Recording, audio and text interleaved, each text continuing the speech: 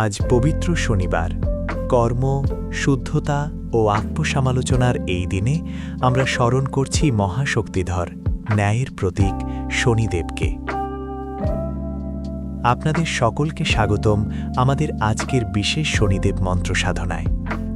শনিবারের এই পবিত্র সময়ে ভক্তিভরে শনিদেবের মন্ত্র জপ করলে জীবনের বাধা, অশান্তি ও দুর্ভাগ্য ধীরে ধীরে দূর হয়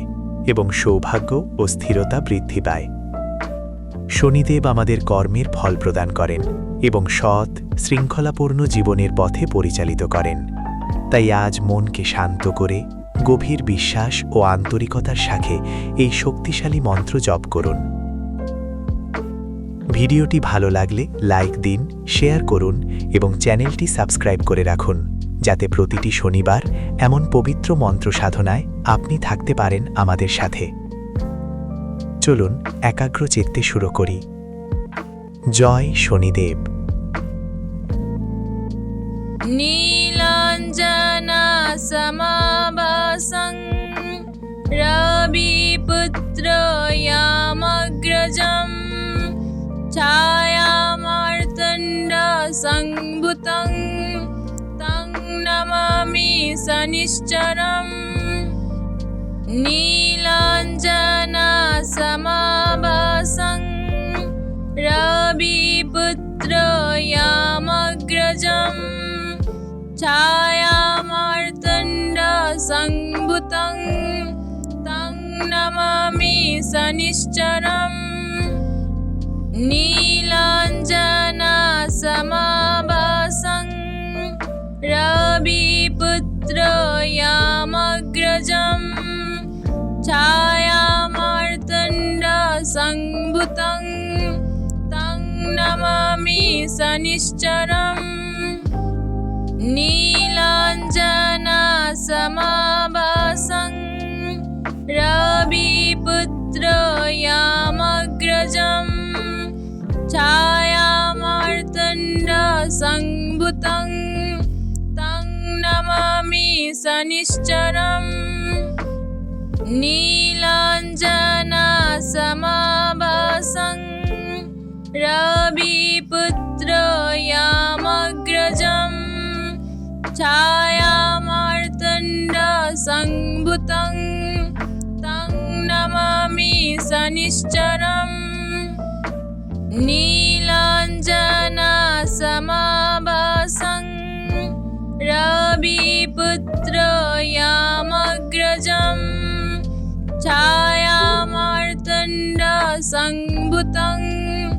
তং নমামি শনিশ্চরম।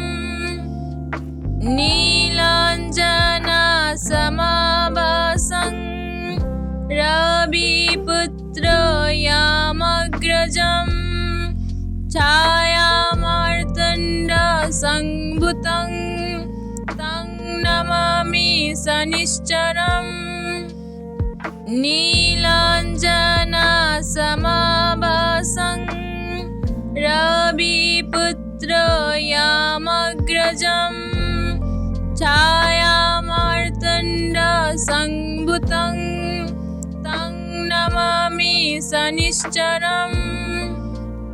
নীলাঞ্জনা সমাভাসং রবিপুত্র ইয়ামগ্রজম ছায়ামার্তণ্ড সংভূতং তং নমামি শনিশ্চরম। নীলাঞ্জনা সমাভাসং রবিপুত্র ইয়ামগ্রজম ছায়ামার্তণ্ড সংভূতং তং নমামি শনিশ্চরম। নীলাঞ্জনা সমাভাসং রবিপুত্র ইয়ামগ্রজম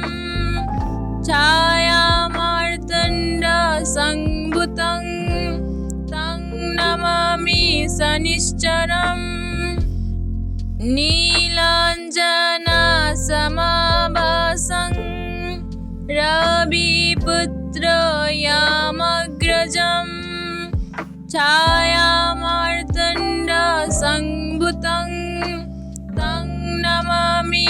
शनिश्चरम् नीलाञ्जनासमाभासं रविपुत्रयामग्रजम् छायामार्तण्डसम्भुतं तं नमामि शनिश्चरम् नीलाञ्जनासमाभासं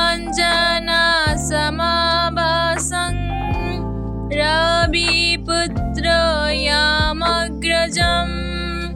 छायामार्तण्डसम्भुतं तं नमामि शनिश्चरम् नीलाञ्जनासमाभासं रविपुत्रयामग्रजम् छायामार्तण्डसम्भुतं तं नमामि शनिश्चरम् नीलाञ्जनासमाभासं रविपुत्रयामग्रजम् छायामार्तण्डसम्भुतं तं नमामि शनिश्चरम् नीलाञ्जनासमाभासं रविपुत्रयामग्रजम् छायामार्तण्डसम्भुतं तं नमामि शनिश्चरम् नीलाञ्जनासमाभासं रविपुत्रयामग्रजम् छायामार्तण्डसम्भुतं तं नमामि शनिश्चरम् नीलाञ्जनासमाभासं रविपुत्रयामग्रजम् छायामार्तण्डसम्भुतं तं नमामि शनिश्चरम् नीलाञ्जनासमाभासं रविपुत्रयामग्रजम् छायामार्तण्डसम्भुतं तं नमामि शनिश्चरम् नीलाञ्जनासमाभासं रविपुत्रयामग्रजम् छायामार्तण्डसम्भुतं तं नमामि शनिश्चरम् नीलाञ्जनासमाभासं रविपुत्रयामग्रजम् छायामार्तण्डसम्भुतं तं नमामि शनिश्चरम् नीलाञ्जनासमाभासं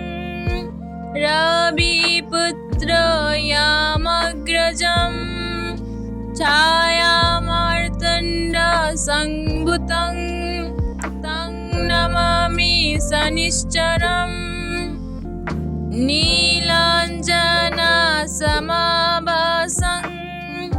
रविपुत्रयामग्रजम् छायामार्तण्डसम्भुतं तं नमामि शनिश्चरम् नीलाञ्जनासमाभासं रविपुत्रयामग्रजम् छायामार्तण्डसम्भुतं तं नमामि शनिश्चरम् नीलाञ्जनासमाभासं रविपुत्रयामग्रजम् छायामार्तण्डसम्भुतं तं नमामि शनिश्चरम् नीलाञ्जनासमाभासं रविपुत्रयामग्रजम् छायामार्तण्डसम्भुतं तं नमामि शनिश्चरम् नीलाञ्जनासमाभासं रविपुत्रयामग्रजम् छायामार्तण्डसम्भुतं तं नमामि शनिश्चरम् नीलाञ्जनासमाभासं रविपुत्रयामग्रजम् छायामार्तण्डसम्भुतं तं नमामि शनिश्चरम् नीलाञ्जनासमाभासं रविपुत्रयामग्रजम् छायामार्तण्डसम्भुतं तं नमामि शनिश्चरम् नीलाञ्जनासमाभासं रविपुत्रयामग्रजम् छायामार्तण्डसम्भुतं तं नमामि शनिश्चरम् नीलाञ्जनासमाभासं रविपुत्रयामग्रजम् छायामार्तण्डसम्भुतं तं नमामि शनिश्चरम् नीलाञ्जनासमाभासं रविपुत्रयामग्रजम् छायामार्तण्डसम्भुतं तं नमामि शनिश्चरम् नीलाञ्जनासमाभासं रविपुत्रयामग्रजम् छायामार्तण्डसम्भुतं तं नमामि शनिश्चरम् नीलाञ्जनासमाभासं रविपुत्रयामग्रजम् छायामार्तण्डसम्भुतं तं नमामि शनिश्चरम् नीलाञ्जनासमाभासं रविपुत्रयामग्रजम् छायामार्तण्डसम्भुतं तं नमामि शनिश्चरम् नीलाञ्जनासमाभासं रविपुत्रयामग्रजम् छायामार्तण्डसम्भुतं तं नमामि शनिश्चरम् नीलाञ्जनासमाभासं रविपुत्रयामग्रजम् छायामार्तण्डसम्भुतं तं नमामि शनिश्चरम् नीलाञ्जनासमाभासं रविपुत्रयामग्रजम् छायामार्तण्डसम्भुतं तं नमामि शनिश्चरम् नीलाञ्जनासमाभासं रविपुत्रयामग्रजम् छायामार्तण्डसम्भुतं तं नमामि शनिश्चरम् नीलाञ्जनासमाभासं रविपुत्रयामग्रजम् छायामार्तण्डसम्भुतं तं नमामि शनिश्चरम् नीलाञ्जनासमाभासं रविपुत्रयामग्रजम् छायामार्तण्डसम्भुतं तं सनिश्चरम् नीलाञ्जनासमाभासं रविपुत्रयामग्रजम् छायामार्तण्डसम्भुतं तं नमामि सनिश्चरम् नीलाञ्जनासमाभासं रविपुत्रयामग्रजम् छायामार्तण्डसम्भुतं तं नमामि सनिश्चरम् नीलाञ्जनासमाभासं रविपुत्रयामग्रजम् छायामार्तण्डसम्भुतं तं नमामि सनिश्चरम् नीलाञ्जनासमाभासं रविपुत्रयामग्रजम् छायामार्तण्डसम्भुतं तं नमामि सनिश्चरम् नीलाञ्जनासमाभासं रविपुत्रयामग्रजम् छायामार्तण्डसम्भुतं तं नमामि सनिश्चरम् नीलाञ्जनासमाभासं रविपुत्रयामग्रजम् छायामार्तण्डसम्भुतं तं नमामि सनिश्चरम् नीलाञ्जनासमाभासं रविपुत्रयामग्रजम् छायामार्तण्डसम्भुतं तं नमामि सनिश्चरम् नीलाञ्जनासमाभासं रविपुत्रयामग्रजम्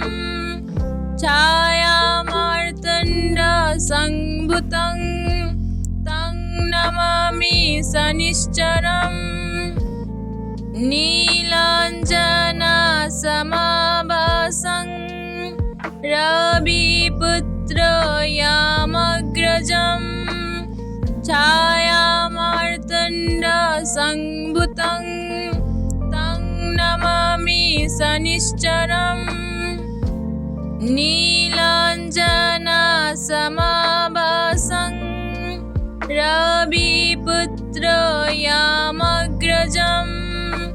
छायामार्तण्डसम्भुतं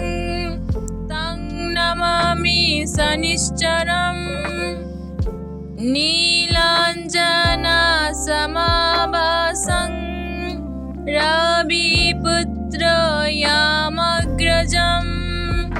छायामार्तण्डसम्भुतं तं नमामि सनिश्चरम् नीलाञ्जनासमाभासं रविपुत्रयामग्रजम् छायामार्तण्डसम्भुतं तं नमामि सनिश्चरम् नीलाञ्जनासमाभासं रविपुत्रयामग्रजम् छायामार्तण्डसम्भुतं तं नमामि सनिश्चरम् नीलाञ्जनासमाभासं रविपुत्रयामग्रजम् छायामार्तण्डसम्भुतं तं नमामि सनिश्चरम् नीलाञ्जनासमाभासं रविपुत्रयामग्रजम् छायामार्तण्डसम्भुतं तं नमामि शनिश्चरम् नीलाञ्जनासमाभासं रविपुत्रयामग्रजम् छायामार्तण्डसम्भुतं तं नमामि शनिश्चरम् नीलाञ्जनासमाभासं रविपुत्रयामग्रजम् छायामार्तण्डसम्भुतं तं नमामि शनिश्चरम् नीलाञ्जनासमाभासं रविपुत्रयामग्रजम् छायामार्तण्डसम्भुतं तं नमामि शनिश्चरम् नीलाञ्जनासमाभासं रविपुत्रयामग्रजम् छायामार्तण्डसम्भुतं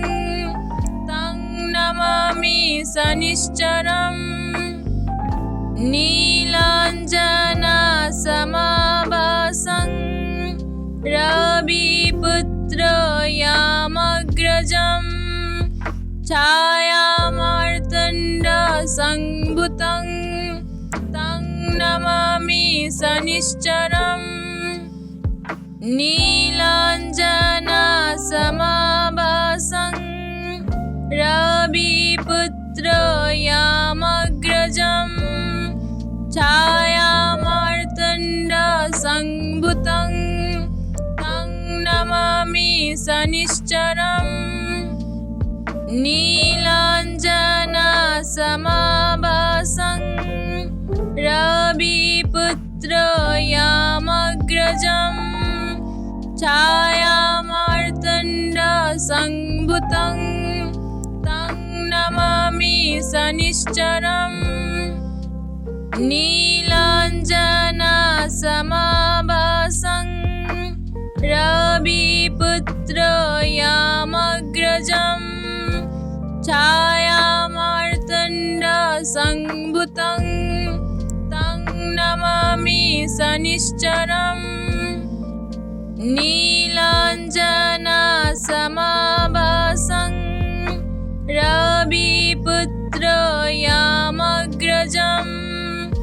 छायामार्तण्डसम्भुतं तं नमामि शनिश्चरम् नीलाञ्जनासमाभासं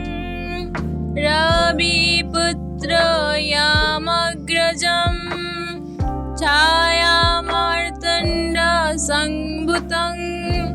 तं नमामि शनिश्चरम् नीलाञ्जनासमाभासं रविपुत्रयामग्रजम् छायामार्तण्डसम्भुतं तं नमामि शनिश्चरम् नीलाञ्जनासमाभासं रविपुत्रयामग्रजम् छायामार्तण्डसम्भुतं तं नमामि शनिश्चरम् नीलाञ्जनासमाभासं रविपुत्रयामग्रजम् छायामार्तण्डसम्भुतं तं नमामि शनिश्चरम् नीलाञ्जनासमाभासं रविपुत्रयामग्रजम् छायामार्तण्डसम्भुतं तं नमामि शनिश्चरम् नीलाञ्जनासमाभासं रविपुत्रयामग्रजम् छायामार्तण्डसम्भुतं तं नमामि शनिश्चरम् नीलाञ्जनासमाभासं रविपुत्रयामग्रजम् छायामार्तण्डसम्भुतं तं नमामि शनिश्चरम् नीलाञ्जनासमाभासं रविपुत्रयामग्रजम् छायामार्तण्डसम्भुतं तं नमामि शनिश्चरम् नीलाञ्जनासमाभासं रविपुत्रयामग्रजम् छायामार्तण्डसम्भुतं तं नमामि शनिश्चरम् नीलाञ्जनासमाभासं रविपुत्रयामग्रजम् छायामार्तण्डसम्भुतं तं नमामि शनिश्चरम् नीलाञ्जनासमाभासं रविपुत्रयामग्रजम् छायामार्तण्डसम्भुतं तं नमामि शनिश्चरम् नीलाञ्जनासमाभासं रविपुत्रयामग्रजम् छायामार्तण्डसम्भुतं